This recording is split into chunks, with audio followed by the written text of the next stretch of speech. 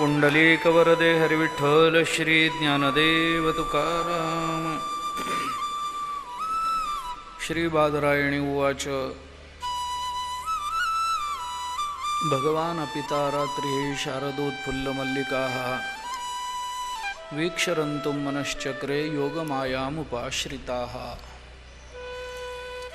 श्री सद्गुरु सेवा समितीच्या वतीनं आणि दिवाण परिवाराच्या वतीनं आयोजित या प्रवचनमालेच्या द्वितीय सत्राला आपण आरंभ करतो आहोत। श्रीमद भागवतातल्या रासक्रीडेचा विचार आपण कालपासून करतो आहोत। रासक्रीडा श्रीमद भागवताचा प्राण आहे। रासक्रीडा ही भगवंतानी गोपिकांबरोबर केलेली क्रीडा। या क्रीडेला एक तात्विक वैचारिक अधिष्ठान आहे, तसे एक भावनिक भक्तीचं आणि श्रद्धेचंही याला अधिष्ठान आहे। आपण काल त्या संबंधामध्ये थोडासा विचार करून आलो। परमात्म्याच्या आनंद रूपतेचा परमोत्कर्ष जर भागवतात कुठे साधला गेला असेल तर तो रासक्रीडेमध्ये साधला गेलेला आहे। भगवंतानी अवतार धारण केला। हा अवतार भगवंतानी कुणाकुणाकरता धारण केला, कसा कसा धारण केला याचा विचार करताना भागवताने ज्या काही 2-3 गोष्टी आपल्याला सांगितल्या आहेत त्याचा बारकाईनं विचार केला तर भगवान तुमच्या माझ्याकरताही अवताराला आले, भगवान जीवनमुक्तांकरताही अवताराला आले, भगवान देवतांकरताही अवताराला आले, अशी प्रमाणं आपल्याला भागवतामध्ये मिळत जातात। नृणां निःश्रेयसार्थाय व्यक्तिर्भगवती प्रभो अव्ययस्य प्रमेयस्य निर्गुणस्य गुणात्मनः असं दशमस्कंधामध्ये याच रासक्रीडेच्या प्रसंगामध्ये आपल्याला दिसून येतं। इथं नृणां निःश्रेयसार्थाय व्यक्तिर्भगवती प्रभो असं म्हटलं आहे। भगवंताची जी अभिव्यक्ती झाली ती नृणां निःश्रेयसार्थाय, सगळ्या जगाला मुक्त करण्याकरता, सगळ्या जगताला आनंदाचा उत्कर्ष साधून देण्याकरता, आनंदाच्या चरमसीमेवर नेऊन ठेवण्याकरता भगवंताचा अवतार झाला। आणि अव्ययस्य अप्रमेयस्य निर्गुणस्य असा असणारा अव्यय अप्रमेय निर्गुण असणारा परमात्मा गुणात्मनः तो गुणात्मक झाला, तो सगुण साकार झाला। तो तुमच्या माझ्याकरता जगतातल्या जीवाला आनंद देण्याकरता भगवंताचा अवतार झाला, असं एक चिंतन आपल्याला सापडतं। दुसरा विचार जर पाहिला तर भागवताच्या अगदी सुरुवातीला कुंती मातेबरोबर भगवंताचा जो संवाद झाला त्या संवादामध्ये कुंती मातेने भगवंताच्या अवताराच्या बाबतीत जी काही कारणं सांगितली आहेत त्याच्यातलं एक कारण सांगताना कुंती माता भगवंताला असं म्हणाली, देवा तुम्ही अवताराला आलात हे कशा करता आलात? हे सांगताना तिने जे कारण सांगितलं ते जीवा करता तुम्ही अवताराला आलात असं कारण सांगितलं नाही। कुंती माता असं म्हणाली, तथा परमहंसानां मुनीनां अमलात्मनां भक्तियोग विधानार्थम कथम पश्येमहे स्त्रियः। कुंती माता असं बोलली देवाला की देवा तुमचा अवतार कशा करता झाला, कुणाकरता झाला? परमहंसानां मुनीनां अमलात्मनां भक्तियोग विधानार्थम असा हेतू तिने दिला। कुंती माता देवाला असं म्हणते की देवा या जगतामध्ये जे परमहंस पदवीला प्राप्त झाले, जे मुनी पदवीला प्राप्त झाले, जे अमलात्मन झाले, ज्यांच्या अंतःकरणामध्ये कोणताही मल राहिला नाही, कोणताही विक्षेप राहिला नाही, कोणतंही आवरण राहिलेलं नाही, असे परमात्म स्वरूपाला प्राप्त झालेले, आपल्याला प्राप्त झालेली परमात्म स्वरूपता आपल्या शब्दांतून इतरांपर्यंत पोचवण्याचं सामर्थ्य असणारे असे जे परमहंस मुनी अमलात्मन हे सगळे परब्रह्म स्वरूपाला प्राप्त झालेले जीवनमुक्त महात्मे, ज्यांना सायुज्य मोक्षाची प्राप्ती झालेली आहे, अशा सगळ्या महानुभावांना भक्तियोगाचा आनंद द्यावा याच्याकरता म्हणून तुमचा अवतार झाला। ते ज्ञानस्वरूपाला प्राप्त झाले ही गोष्ट खरी आहे. ते भगवत स्वरूप झाले म्हणजे ज्ञानस्वरूप झाले हे बरोबर आहे. पण नुसते ज्ञानस्वरूप होऊन उपयोग नाही. ज्ञानाला कुठेतरी भक्तीची जोड असली पाहिजे. ज्ञान आहे पण ज्ञानामध्ये नाही म्हटलं तरी थोडा रुक्षपणा आहे, कोरडेपणा आहे. जोपर्यंत त्या ज्ञानाला भक्तीचा ओलावा दिला जात नाही, जाणे भक्तीचा जिव्हाळा तोच दैवाचा पुतळा असं जे तुकोबाराय बोलतात, तो जिव्हाळा म्हणजे काय, तो ओलावाच आहे. आणि अशा ज्ञानानंतर ती भक्ती निर्माण झाली पाहिजे. स्वरूपाच्या प्राप्तीनंतर भक्ती निर्माण होते. मधुसूदन सरस्वतींनी भक्ती रसायनामध्ये भागवतातल्या नारदांचं चरित्र डोळ्यासमोर ठेवून अंतःकरणामध्ये भक्तिप्रेम निर्माण होण्याच्या काय पायऱ्या असू शकतात याचं चिंतन केलंय. कोणत्या कोणत्या टप्प्यातून आपल्याला पुढं जावं लागतं, कोणत्या भूमिकेतून आपल्याला पुढं जावं लागतं. नारदांनी व्यासांना जेव्हा आपलं चरित्र सांगितलं भागवतामध्ये, तेव्हा त्या चरित्राचा संकोच करून, पण ते चरित्र डोळ्यासमोर ठेवून त्या चरित्राचा संकोच करून मधुसूदन सरस्वतीने भक्तिरसायनामध्ये अंतःकरणामध्ये भक्तिप्रेम, भगवंताच्या संबंधानं भक्तिप्रेम निर्माण होण्याकरता कोणकोणत्या अवस्थेतून जावं लागतं याचा विचार आपल्याला सांगितला. जवळजवळ 11 पायऱ्यांचा विचार आहे. प्रथमं महतां सेवा तद्दया पात्रता ततः श्रद्धाथ तेषां धर्मेषु ततो हरिगुणश्रुती ततो रति अंकुरोत्पत्ती स्वरूपाधिगतिस्ततः. मी सगळाच विचार आपल्याला विस्तारानं सांगणार नाही, कारणही नाही आत्ता आपल्याला त्याचा विचार करण्याचं. पण स्वरूपाधिगतिस्ततः, त्याला स्वरूपाची प्राप्ती ही महत्वाची म्हणून सांगितली आहे. ततो रती अंकुरोत्पत्ती, आधी भगवंताच्या बद्दलची रती, तिचा अंकुर निर्माण होतो, त्याच्यातून स्वरूपाधिगती प्राप्त होते. स्वरूपाची अधिगती म्हणजे भगवंताचं स्वरूप त्याची जाणीव होते. आणि मग त्यानंतर प्रेमवृद्धी परानंदे तस्याथ स्फुरणम ततः, भगवंताचं कायम स्फुरण त्या भक्ताला व्हायला लागतं. भगवंताच्या ज्ञानाची यथार्थता तो अनुभवायला लागतो. आणि अशी यथार्थता अनुभवता अनुभवता मग भगवत धर्मनिष्ठा स्यात् अत स्वस्मिन् तद्गुणशालिता, मग प्रेमणो अथ परमाकाष्ठा उदिता भक्तिभूमिका. आणि अशी परमात्म स्वरूपता प्राप्त झाल्यानंतर मग अशा पद्धतीनं ही भक्तिभूमिका भगवंताच्या संबंधानं अंतःकरणामध्ये निर्माण होते. ज्ञानानंतरच्या भक्तीचा विचार मधुसूदन सरस्वतींनी नारदांचा विचार करून आपल्या समोर ठेवला, जो ज्ञानेश्वर महाराजांनी ज्ञानेश्वरीच्या 15व्या अध्यायामध्ये आपल्याला मांडून दिला. की आपल्याला आपल्याला ज्ञान प्राप्त झाल्यानंतर केली गेलेली भक्ती, याच भक्तीला वेदांत शास्त्रामध्ये, वाङ्मयामध्ये, भक्तिशास्त्रामध्ये भक्ती म्हटलं गेलेलं आहे. ज्ञानपूर्व अवस्थेतली भक्ती, ज्ञानस्वरूपातली भक्ती आणि ज्ञानोत्तर प्रेमलक्षणा भक्ती, अशा 3 टप्प्यामध्ये भक्तीचा विचार भक्तिशास्त्र करतं. एरवी तरी माझी या भजना उचित तोची अर्जुना, गगन जैसे अलिंगना गगनाचिया, 15.5 मिसळावे ते 15.5 होवावे, तैसे मी होवोनी संभवे भक्ती माझी.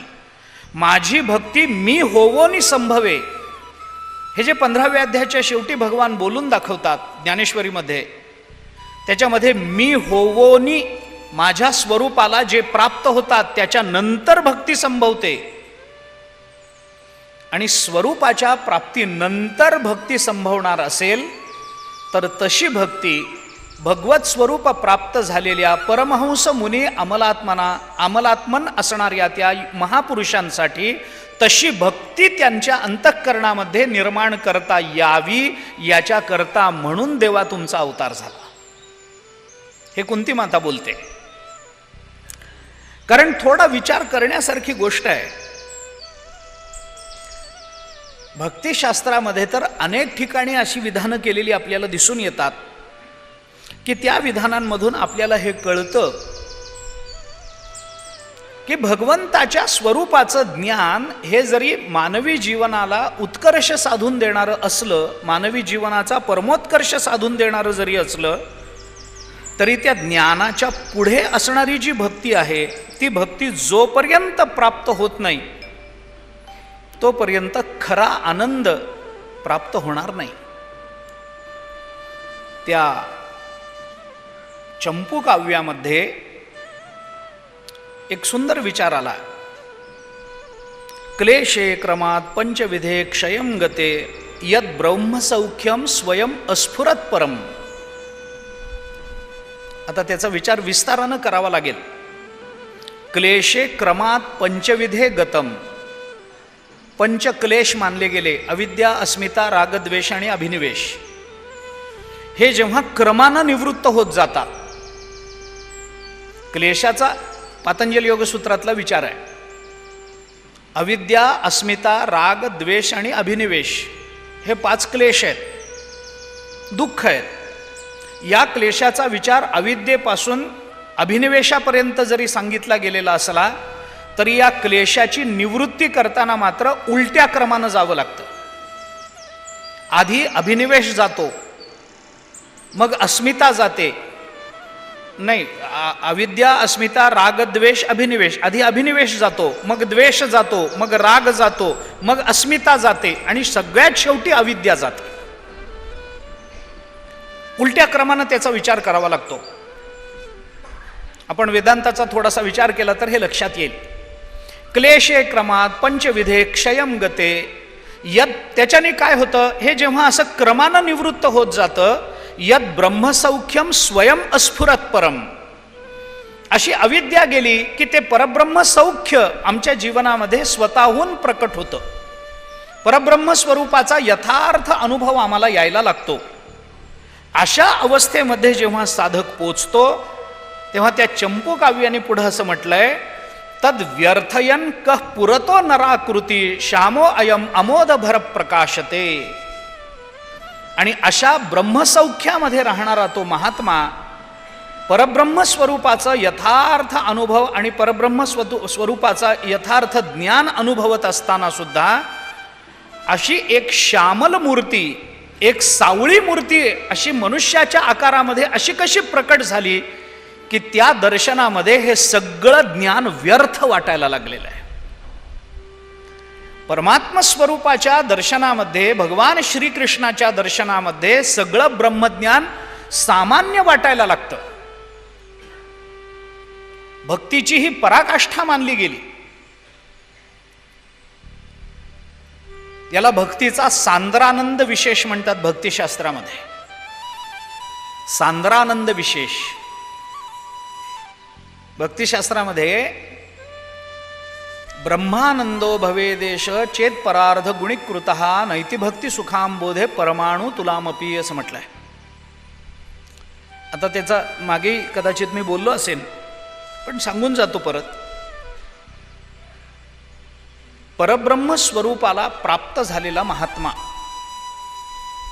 जो ब्रह्मरूप झाला त्याच्या ठिकाणी जो ब्रह्मस्वरूपाचा आनंद, आनंद स्वरूपता त्याला प्राप्त झालेली असते, त्या परब्रह्म स्वरूपाच्या आनंदाला एका परार्धानं गुणायचं.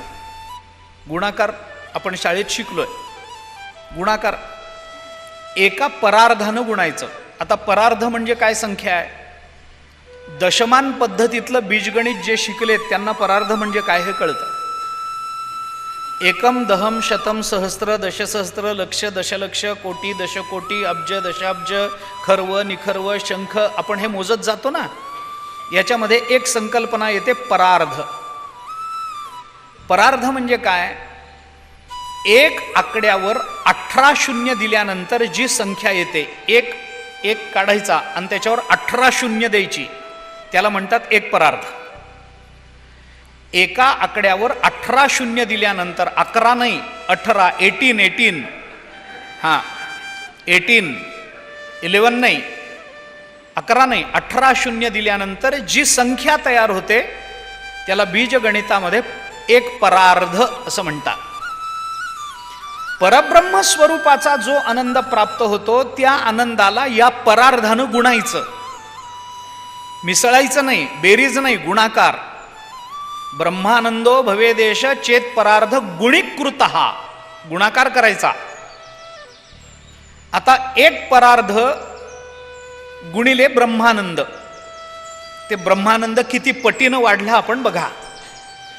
एवढा सगळा जो परमानंद गुणाकारानंतर समोर येतो तो परमानंद भक्तीच्या आनंदापुढे अणुमात्र राहतो, इतका भक्तीचा आनंद मोठा मानला गेला. नैति भक्ती सुखांबोधे परमाणू तुलामपी. एवढा सगळा परब्रह्म स्वरूपाचा आनंद एका परार्धानं गुणल्यानंतर जेवढा येतो तो भक्तीच्या आनंदापुढे परमाणू एवढा राहतो, इतका भक्तीचा आनंद मोठा मानला गेला. तो आनंद या परमहंसांना प्राप्त व्हावा याच्याकरता देवा तुमचा अवतार झाला, असं कुंती माता बोलली. म्हणजे भगवान अवताराला आले नृणाम निश्रेयसार्थाय, परमात्मा अवताराला आले परमहंसानाम मुनीनाम अमलात्मनाम. आणखीन एक अवताराचं कारण आपल्याला भागवताच्या दशमस्कंधाच्या उत्तरार्धामध्ये मिळतं, जिथं पूर्वार्धामध्ये मिळतं, जिथं ब्रह्मदेव स्वतः असं सांगतायत की भगवान अवताराला आले ते माझ्याकरता अवताराला आले. अस्यापि देव वपुषो मदनुग्रहस्य स्वेच्छामयस्य न तु भूतमयस्य कोपी, असं ब्रह्मदेव बोलले. भगवंताचा हा अवतार माझ्यावर अनुग्रह करण्याकरता झाला, माझ्यावर अनुग्रह करावा याच्याकरता म्हणून भगवंतानी ही वपू म्हणजे शरीर धारण केलेलं आहे. अस्यापि देव वपुषो मद अनुग्रहस्य, माझ्यावर अनुग्रह करता यावा, माझ्यावर कृपा करता यावी याच्याकरता भगवंतानी ही वपू हे शरीर धारण केलं. कसं आहे हे शरीर? स्वेच्छामयस्य, हे भगवंतानी स्वतःच्या इच्छेने धारण केलेलं शरीर आहे. न तु भूतमयस्य को अपि, हे भूतमात्रांनी निर्माण केलेलं शरीर नाही आहे. तुमचं माझं शरीर ज्या वेळेला निर्माण होतं त्यावेळेला पंचमहाभूतांनी निर्माण होतं, तसं भगवंताचं शरीर महाभूतात्मक नाही. पाचाही गाठी पडे देहाकारू जे उघडे, तो नाचवी चहूकडे अहंकारुगा. नवल अहंकाराची गोठी विशेषे न लगे अज्ञानापाठी, सज्ञानाचे झोंबे कंठी नाना संकटी नाचवी, असं ज्ञानोबराय आपल्या देहाच्या संबंधानं बोलताना बोलतात. किंवा तुकाराम महाराजांनी म्हटलंय, पंचभूतांचा गोंधळ केला एके ठाई मेळ, लाविला सबळ अहंकार त्या पाठी, ते तुमचं माझं शरीर आहे की जे महाभूतात्मक आहे. पृथ्वी आप तेज वायू आकाश यांच्या पंचीकरणातून आपलं शरीर निर्माण झालं. ब्रह्मदेव म्हणतात भगवंताचा देह हा तसा न तु भूतमयस्य, हा भूतमय देह नाही आहे. भगवत देह चैतन्य घन, नाथ महाराजांनी भागवतात म्हटलं, असं चैतन्य घन देह आहे भगवंताचा. तो माझ्यासारख्या देवतांवर अनुग्रह करता यावा याच्याकरता भगवान अवताराला आले. म्हणजे भगवान जीवा करता आले, भगवान मुक्ता करता आले, भगवान देवतांकरता आले. पण याही पेक्षा काय असतं, आता हा थोडासा विचाराचा मुद्दा आहे, आपण लक्षात घ्या. एखादा विवेकी किंवा विचारी पुरुष ज्या वेळेला एखादी क्रिया करतो तेव्हा ती क्रिया करताना त्या क्रियेच्या मागे दोन हेतू असतात. एकाला स्वार्थी हेतू आणि एकाला परार्थी हेतू असं म्हणतात. थोडंसं विषयांतर करून बोलतो, विषयाची आवश्यकता म्हणून बोलतो. कोणती कृती जेव्हा एखादा विचारी पुरुषाचं बोलतो, आम्ही विवेकी पुरुषाचं चाललंय, ज्ञानोबारांसारखा महापुरुष एखाद्या ज्ञानेश्वरी सारखी रचना झाली ज्ञानोबारांकडून. आता ही ज्ञानेश्वरीची रचना जी ज्ञानोबारांच्या मुखातून झाली, या रचनेच्या मागे सुद्धा दोन हेतू आहेत. एक स्वार्थी हेतू आहे, एक परार्थी हेतू आहे. असतातच स्वार्थी हेतू परार्थी हेतू. मी आपल्याला प्रमाण देऊन सांगतो, पण तेवढा वेळ आपल्या हातामध्ये नाही आहे. ज्ञानेश्वरीच्या संबंधानं जर साकल्यानं बोलायचं झालं तर ही ज्ञानेश्वरी का निर्माण झाली? ज्ञानोबारायांनी सांगितलं, माझ्या गुरूंची आज्ञा आहे म्हणून मी हे या गीतेवर भाष्य केलंय. किंबहुना तुमचे केले धर्म कीर्तन हे सिद्धी नेले, येथ माझे जी उरले पायिक पण, आता विश्वात्मके देवे येणे वाग्यज्ञे तोषाळ. किंबहुना तुमचे केले धर्म कीर्तन हे सिद्धी नेले, मी तर पायिक आहे, तुमची आज्ञा म्हणून मी हे लिहायला बसलो, सांगायला बसलो. गीता सामान्य जनांना कळत नाही, ती सामान्य जनांना कळली पाहिजे. कर्म ज्ञान आणि भक्तीचा समन्वय जीवनामध्ये झाल्याशिवाय मानवी जीवनाची धन्यता होणार नाही. याच्याकरता सामान्यातल्या सामान्य माणसाला भगवंताच्या मुखातून अर्जुनाच्या निमित्तानं जगताचं कल्याण करणारं जे तत्वज्ञान प्रकट झालं, ते प्रकट झालेलं तत्वज्ञान सर्वांना कळलं पाहिजे. याच्याकरता माझ्या गुरुची आज्ञा म्हणून मी ज्ञानेश्वरी सांगायला बसलेलो आहे. म्हणजे गुरु आज्ञेचं पालन करणं हा ज्ञानेश्वरीच्या निर्मितीच्या मागचा स्वार्थी हेतू झाला. इथला स्वार्थी शब्द आपण व्यवहारात वापरतो त्या अर्थाने नाही आहे, किंवा आपला जसा स्वभाव असतो तसा तो शब्द नाही आहे स्वार्थी. स्वार्थी इथला शब्द स्वकल्याणपरक असा त्याचा अर्थ होतो. माझ्या गुरूंची आज्ञा मला पाळता यावी याच्याकरता मी या ग्रंथाची निर्मिती करतोय, कारण गुरु आज्ञेचं पालन करणं हे माझं कर्तव्य आहे.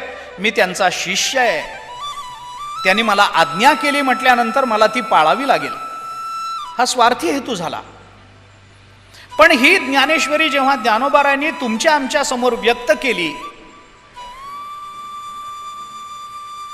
आणि ज्ञानोबारायांच्याच कृपेनं सच्चिदानंद बाबांनी लिहून घेऊन आपल्यापर्यंत पोचवली, या ज्ञानेश्वरीच्या चिंतनानं तुमच्या माझ्या जीवनाचं जे कल्याण झालं, त्याच्या ज्ञानोबारायांनी ज्या भूमिका मांडल्या, ज्ञानोबारायांच्या नंतर आणि समकालीन असणाऱ्या संतांनी ज्ञानेश्वरीच्या संबंधानं जी चिंतनं केली, त्या चिंतनामध्ये जनाबाईंचा विचार तर आपल्याला सगळ्यांना ज्ञात आहे. वाचावी ज्ञानेश्वरी, डोळा पहावी पंढरी, ज्ञान होय अज्ञानासी, ऐसा वर त्या टिकेसी, ज्ञान होय मूढा अतिमूर्ख त्या दगडा, वाचील जो कोणी जनी त्यासी लोटांगणी. जनाबाईचा अभंग आपल्याला पाठ आहे. याच्यामध्ये जनाबाई काय म्हणतात?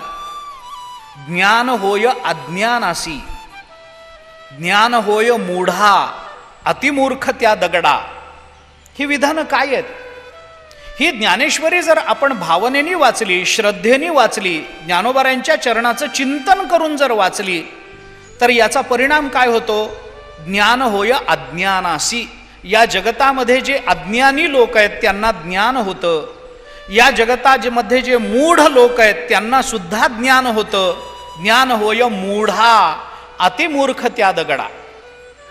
दगडाला काय कळतं? पण दगडाचं सुद्धा मंदिर व्हावं, कारण त्या दगडाला टेकून ज्ञानोबारायांनी बसून ज्ञानेश्वरी सांगितली आणि त्या दगडाने ती ऐकली, म्हणून दगडाचंही जर मंदिर होत असेल तर सामान्य माणसाचं जीवन उद्धरून जाईल. याच्यामध्ये नवल वाटायचं काय कारण आहे? याच्यामध्ये आपल्या सगळ्यांच्या कल्याणाकरता ज्ञानेश्वरीची निर्मिती झाली. हे जे जनाबाईंचं बोलणं आहे, हे ज्ञानेश्वरीच्या मागचा हा परार्थ हेतू आहे. एक स्वार्थी हेतू असतो, दुसरा परार्थी हेतू असतो. स्वार्थी हेतू सरळ आहे, माझ्या गुरूंच्या आज्ञेचं पालन मला करता यावं, आणि परार्थी हेतू या जगतातल्या प्रत्येक जीवाला भगवत तत्वाचं ज्ञान व्हावं, भगवत तत्वाची शरणागती स्वीकारण्याची बुद्धी व्हावी आणि भगवत शरणागतीतून त्याच्या जीवनाची कृतार्थता व्हावी. हा परार्थी हेतू ज्ञानेश्वरीच्या निर्मितीच्या मागे दिसतो. हे जसं आपल्याला एखाद्या महापुरुषाच्या बाबतीत विचारात घेता येतं, तसं ज्ञानेश्वरीच्या अनेक ओव्यांमधून आपल्याला हे दाखवता येऊ शकतं. परंतु आत्ता माझ्याकडे तेवढा वेळ नाही. मी हे एवढ्याकरता आपल्याला सांगितलं की तसं भगवंतानी जेव्हा अवतार धारण करायचा ठरवला, त्याही वेळेला भगवंताच्या अवतार विग्रहाच्या संबंधानं हे दोन हेतू आपल्याला मानावे लागतात. एक स्वार्थी हेतू आहे आणि दुसरा परार्थी हेतू आहे. भगवंताचा परार्थी हेतू काय आहे? नृणाम निश्रेयसार्थाय. भगवंताचा परार्थी हेतू काय आहे? तथा परमहंसानाम मुनीनाम अमलात्मनाम. भगवंताचा परार्थी हेतू काय? अस्यापि देव वपुषो मदनुग्रहस्य. हे सगळे परार्थी हेतू आहेत. देवतांचं उद्धरण व्हावं, परमहंसांसारख्यांना सुद्धा भक्तिप्रेमाची आवड निर्माण व्हावी, सामान्य जनांना भगवत दर्शनातून कृतार्थता निर्माण व्हावी, याच्याकरता भगवंताने अवतार धारण केला. हे सगळे अवताराचे परार्थी हेतू आहेत. पण भगवंताच्या अवताराचा स्वार्थी हेतू काय आहे तोही आपण पाहिला पाहिजे. भगवंताने अवतार धारण केला कुणाकरता? तुमच्या माझ्याकरता केला, देवतांकरता केला, हे नंतर भगवान कृष्ण रूपामध्ये अवताराला आले, स्वतःला आनंद मिळवता यावा म्हणून. हा स्वार्थी हेतू आहे. आणि या स्वार्थी हेतूची दोन प्रयोजनं आपण कालपासून बोलतो आहोत भागवतामधली. काला करणं हा भगवंताचा स्वार्थी हेतू आहे आणि रासक्रीडा करणं भगवंताच्या अवताराचा हा स्वार्थी हेतू आहे. भगवान कशाकरता अवताराला आले? भगवान अवताराला आले तुमच्या माझ्याकरता, मान्य आहे, पण भगवान अवताराला आले स्वतःच्या आनंदाकरता. भगवान जेवढा काळ गोकुळामध्ये राहिले तेवढाच काळ भगवंताच्या अवताराचा स्वार्थी हेतू म्हणून आपल्याला डोळ्यासमोर ठेवता येतो. गोपाळांचं सुख सख्य भावानं भोगता यावं, गोपिकांचं सुख कांतासक्तीनं भोगता यावं, गोपिका आणि गोपाळ यांच्याकडून माधुर्य रसाचं सेवन करता यावं, नंद यशोदा यांच्याकडून वात्सल्य रसाचं सेवन करता यावं, याच्याकरता म्हणून भगवान स्वतः अवताराला आले. भगवंताच्या अवताराचा स्वार्थी हेतू एवढाच आहे की आपल्या अत्यंत अंतरंग भक्ताकडून प्रेमाची प्राप्ती करून घेण्याकरता भगवान कृष्ण रूपात अवताराला आले. आणि ह्या स्वार्थी हेतूची सिद्धी आपल्याला विशेषत्वानं दिसते ती रासक्रीडेमध्ये दिसते. कारण का? कारण रासक्रीडा ही गोपिकांची इच्छा नव्हती. रासक्रीडा करावी ही भगवंताची इच्छा होती. काला करावा ही भगवंताची इच्छा होती. आणि स्व इच्छेकरता भगवान वातावरण निर्माण करतात, स्व इच्छेकरता भगवान परिस्थिती निर्माण करतात, स्व इच्छेकरता भगवान वाटेल ते करतात. कारण त्यांची इच्छा पूर्ण करून घेणं हा त्यांच्या अवताराचा, त्यांच्या दृष्टीनं मुख्य प्रयोजनाचा भाग आहे. ऐका, थोडंसं म्हणून मी म्हटलं की थोडा विलंब लागेल, पण हे महत्वाचं आहे. भगवंताने ठरवलं आपण रास क्रीडा करायची. भगवंताने ठरवलं काला करायचा. माझे आहे तैसे पाहे, नाहीतरी घरा जाये, चोरोनिया माये नवनीता आणावे. उद्या सगळ्यांनी माझ्यासारखी शिदोरी आणा. माझ्यासारखी शिदोरी आणा म्हणजे कशी आणा? मी जशी लोण्याची शिदोरी घेऊन येतो तशी आणा. आणि जर तशी आणू शकणार नसाल, नाहीतरी घरा जाय, तुम्ही घरी निघून जा, माझ्या काल्यामध्ये तुम्हाला स्थान नाही. जर तुम्हाला लोण्याची शिदोरी आणता येत नसेल, माझ्या काल्यामध्ये तुम्ही यायचं नाही. अहो, पण तो लोणी आई लपवून ठेवते. चोरोनिया माये, पण नवनीत आणावे. चोरी करा, आईपासून चोरी करा, पण नवनीतच आणा. शिदोरी आणायची तर लोण्याचीच आणा. त्याच्या लक्षणेने त्याचा अर्थ काय करायचा हा प्रश्न स्वतंत्र आहे. मी जशी शिदोरी आणतो तशी आणा, असं त्याची लक्षणा केली जाते. ती लक्षित लक्षणा वगैरे वगैरे त्या संबंधानं पुष्कळ वेदांतामध्ये विचार आहे. नवनीत आणा, नवनीत आणा म्हणजे अंतःकरण विशुद्ध करून घेऊन या. अरे पण अंतःकरणामध्ये माया आहे ना, चोरोनिया माये. माये म्हणजे आईकडून चोरी करा नाही. माया, ही माया जी जीवाचा घात करते, त्या मायेपासून अंतःकरण चोरून ठेवा. कारण ज्याला अंतःकरण आपलं इंद्रिय चोरून ठेवता येतात त्यालाच आत्मस्वरूपाची प्राप्ती होते, त्याचं सुख भोगता येतं. 6वा अध्याय ज्ञानेश्वरीचा सुरुवात काढा. ज्ञानोबराय बोलतात, आत्मप्रभा नीच नवी तेची करुणी ठाण दिवी, जो इंद्रियासी चोरोनी जेवी तयासीच फावे. ज्ञानोबरायांची भूमिका आहे. मायेपासून चोरी करा, मायेला मध्ये प्रवेश करू देऊ नका आणि ते अंतःकरण आणा. माझ्यासारखी शिदोरी आणा. म्हणजे मी माझी माया नावाची उपाधी बाजूला ठेवून केवल रूपानं येतो. तुम्ही तुमची अविद्या नावाची उपाधी ठेवून कूटस्थ रूपानं या, मग मी केवल आणि तुम्ही कूटस्थ असा काला आपल्याला करता येईल. तत्वदृष्टीने काल्याचा विचार केला तर. पण हे कुणाला करायचं होतं? हे भगवंताला करायचं होतं. याचा विस्तार खूप आहे. भगवंतानी गोपाळांचं रूप धारण केलंय. ते काल्याचा प्रसंग आपण बघून घ्या सगळा. भगवंतानी गोपाळांचं रूप धारण केलं. मला करायचा आहे हा काला, तुमच्यात येऊन करायचा आहे, माझ्या सुखाकरता, माझ्या आनंदाकरता, माझाच आनंद मला भोगता यावा याच्याकरता हे करायचं आहे. चिंतन करा. मला काला सांगायचाच नाही आहे, ते आम्ही रोजच सांगतोय कुठेतरी, तो विषय मला सांगायचा नाही. पण स्वार्थी हेतू भगवंताचा, मुख्य प्रयोजन भगवंताच्या दृष्टीने आपल्या गोपाळांचे प्रेम भोगावं एवढ्याकरता भगवान अवताराला आले. आणि गोपिकांचं प्रेम भोगावं याच्याकरता रासक्रीडा केली. रासक्रीडेमध्ये सुद्धा गोपिका म्हणाल्या नाहीत की देवा आपण रास करू.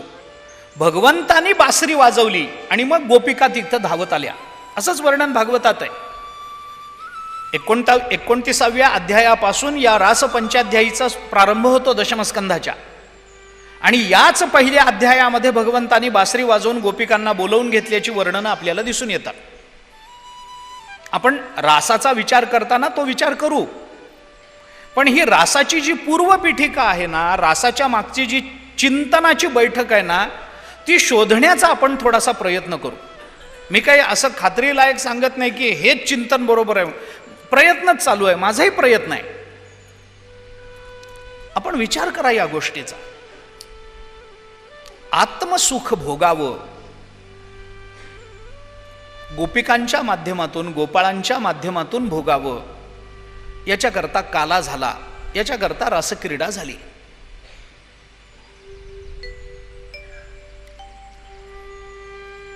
देवानी गोपाळांबरोबर ऐक्य करायचं ठरवलंय. देवानी गोपाळांबरोबर क्रीडा करायची ठरवली. देवानी त्यांचं रूप धारण केलंय. तुकोबारायांनी म्हटलंय ते उच नीच काही नेणे भगवंत, तिष्ठे भावभक्ती देखून या अनाभंग. त्याच्यामध्ये तुकोबारायांनी म्हटलंय चोखा मेळा बंका जातीचे महार, त्यासी सर्वेश्वर ऐक्य करी. त्यांनी ऐक्य नाही यांच्याबरोबर केलं, सर्वेश्वर त्यासी ऐक्य करी.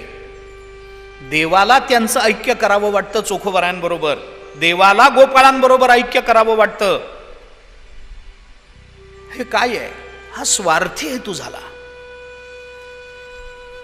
भक्तांनी देवाबरोबर ऐक्य संपादन करणं हा भक्ताचा हेतू झाला. त्याच्यात देवाचं देव म्हणणार नाही असं की तुम्ही माझ्याशी नाही कराल, नका करू. तुम्हाला ज्ञान नकोय, नको तर नको, माझं काही म्हणणं नाही, पण ज्ञान असलं पाहिजे. ज्ञानेश्वरीमध्ये भगवंतानी हे स्पष्ट बोलून दाखवलंय.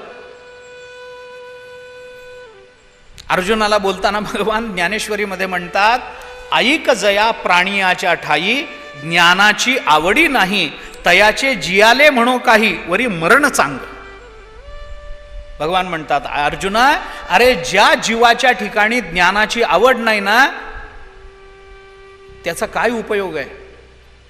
जया ज्ञानाची आवडी नाही, तयाचे जियाले म्हण. अरे त्याचं जगणं, ज्ञानाची आवड नसताना माणूस रूपामध्ये जगणं, त्याच्यापेक्षा तो मेलेला बरा.